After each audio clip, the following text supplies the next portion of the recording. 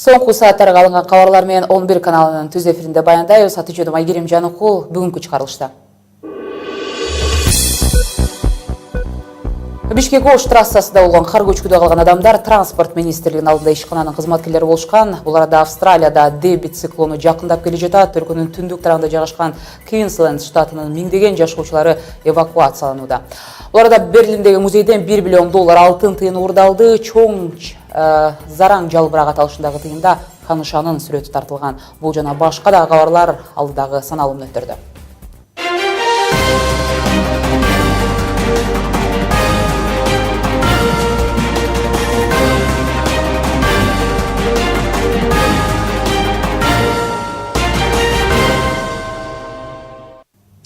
Ол Кыргызстандын өзүндө болуп жаткан кабарлардан Бишкек Ош жолунда кар көчкүдөн 4 адам мерт кетти. Каза тапкандардын 4-өө тең транспорт министрлигинин жол тейлөө ишканасынын кызматкерлери кырсык 28 мартка караган түнү Бишкек Ош жолунун 255 чакырымда катталган. Көп узабай куткаруучулар келип, көчкү астында калган 4 кишини жансыз денесин алып чыгышкан. Андан кийин көчкү алдындагы Lexus жана Subaru Legacy үлгүсүндө 2 унадан 6 кишини куткарууга үлгүрүштү. Аларга алгачкы жардамдар көрсөтүлгөн. Ошондой эле учурда куткаруу иштерине 52 Ошонун кесепетинен биздин 4 сотруднигибиз ошолордун ордуна каза тапкан. Бул Момуналиев Анарбек Рапидбаевич 72 жылы туулган. Бул ушул Ниссандын машинанын айдоочусу. Ошондой эле Орунбеков Нурбек бул погрузчиктин оператору. Жапаркулов Султангазы 69 жылы туулган. Ошол жерде жол жумушчу. Ошондой эле Акчабай курсант 96 жылы туулган. Бул да жол жумушчу болгон. Министр Кубатбек Боронов кырсык болгон жерге жөнөп кеткени кабарланды. Кыргызстандын негизги карым-катнаш автожолдор аркылуу гана ишке ашат. Күйүүчү май, турмуш тиричиликке зарыл эсептелинген азык-түлүктөрдүн бардыгы ушул Бишкек аркылуу өлкөнүн Ош, Жалал Абад, Баткен аймактарында да ушул жападан жалгыз жол аркылуу алынып келинет. 27 марттан 28 мартка чейин жаа өткөн жана күтүлүп жаткан жаан-чачынга байланыштуу республиканын тоолуу райондорунда, ошондой эле Бишкек Ош жолунун Төө ашуу, Алабел ашуусу, Чычкан Капчыгайы, Көкбел ашуусу, Мырзаке Карагулжа Лайкуу, Алабука Канышкыя, Красная Горка, Акташ, Казарман, Актал Чат унаа жолунда дагы ушул Бишкек Нарын Торгарт, Барскон, Акширак унаа жолдорунда кар көрткүсү жана көчкү түшүү коркунучу да эле сакталууда. Жолдор тайгак болуп, муз тоңору эскертилет.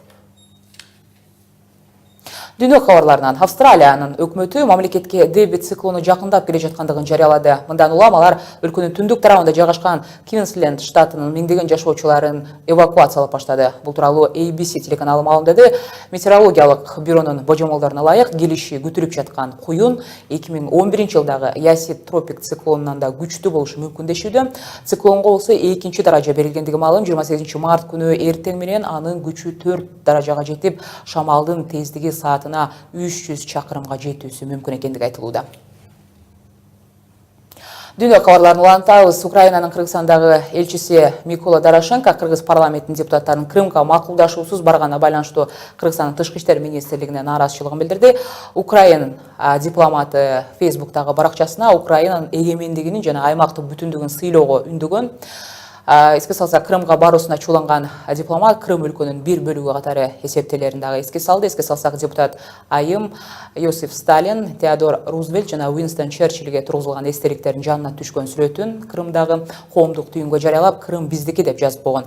Азырынча депутаттардын бирөөсү Марат Аманкулов бүгүн эле Аки пресс агенттигине бул туурасында комментарий берген. Анын айтымында, бул партиянын тактап айтканда маалыматтарга караганда аталган Крымга болгон сапар бул депутаттардын өзү жеке сапарына байланыштуу жана мындан саясат издөөнүн кажети жок деп билдирген. Эске салсак, Украина кайсы бир мамлекеттин Крымга барган адамдарын же болбосо саясатчыларын мыйзамсыз деп эсептери маал менен болуп келет. Жарым аралдын Орусиянын курамына кириши тууралуу Крымдагы референдум 16 мартта өткөндүгү маалым. Добуш берүүнүн жыйынтыгы менен референдумга катышкан 85% крымдыктар ичинен 97% Орусиянын курамына болууну каалагандыгы айтылган. Эмдигиче батыш өлкөлөрү менен Украина Крым боюнча референдумду тааныбай келишет жана буга карата Орусияга карата санкцияларды дагы киргизишкен болчу.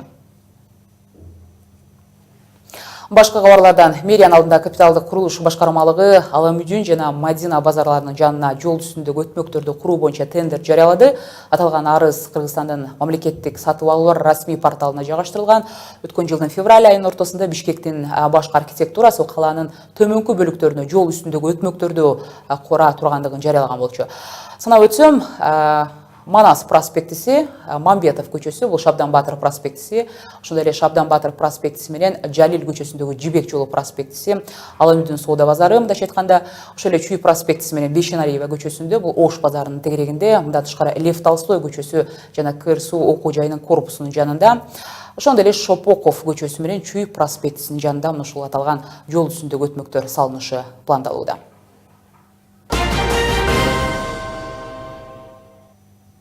Эми кепти Өзбекстанга бурсак, Ичтимоий фикр деп аталган борбор жарандар арасында сурамжылоо жүргүзүп, Борбор Азиядагы стабилдүүлүккө кооптуу делинген факторлор тууралуу пикирин топтоду. Анын жыйынтыгы боюнча 76% сурамжылоого катышкан өзбекстандыктар өлкө үчүн экстремизм жана терроризм чоң коркунуч экендигин билдиришкен.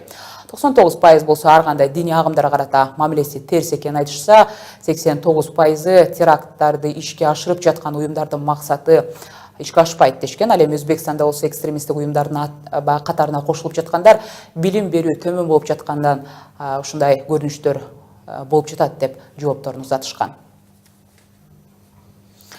Кайрадан дүйнө кабарларына келсе, Германиянын музейинде $1 миллион алтын тыйын жоголду. Бул тууралуу РИА Новости шаардык полициясы Twitter баракчасына шилтеме жасап билдирди. Маалымат кылайык, дүйшөмбүгө караган түнү кымбат баалуу тыйын Берлин шаарындагы Боде музейинен уурдалган чоң зараң жалбырагат алышындагы тыйындын салмагы 100 грамм болуп, таза алтындан жасалган. Анын калыңдыгы 3 см, диаметри болсо 53 сантиметрге жетип, ага Улуу Британия ханышасы Елизавета 3-нүн сүрөтү тартылган. Алдын ала маалыматтар боюнча музейдеги экспонат саат түнкү 3:30 уурдалган. Түн ичинде алып кеткен адамдардын шериги болгону айтылууда. Азырынча кылмышкерлер имаратка тепкич менен терезе аркылуу киргендиги айтылууда. Спорт кабарларына да келсе, Кыргызстан менен Макао курама командаларынын футболдук беттеши учурда шаардагы айрым көчөлөр бир нече саатка жабылар айтылууда. Оюн Дөлөн Өмүрзаков атындагы стадиондо өтөт. Ал Азия кубогу 2019 тандоо турунун алкагында уюштурулууда.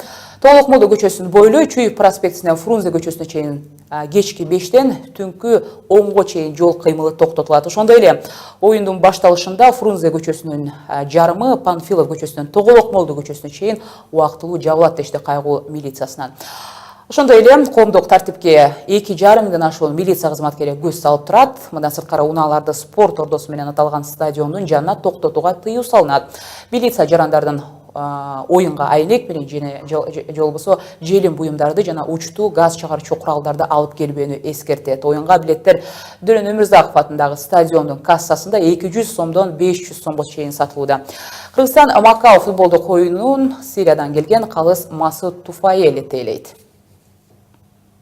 Менимче Кыргызстанда футбол оюна кызыккан жана анын көрөрмандары толтура болсо керек. Жеңиш Кыргызстандык команда тарапта болоруна үмүт артып туралы. Азырынча ушул жаңылыктар кечки саат 7 жана 8-де дагы көрүшөбүз. Ага чейин 11 чекитке жана Facebook, Twitter, YouTube баракчаларынан каналдын бардык кабарларын окуп көрүп туруңуз.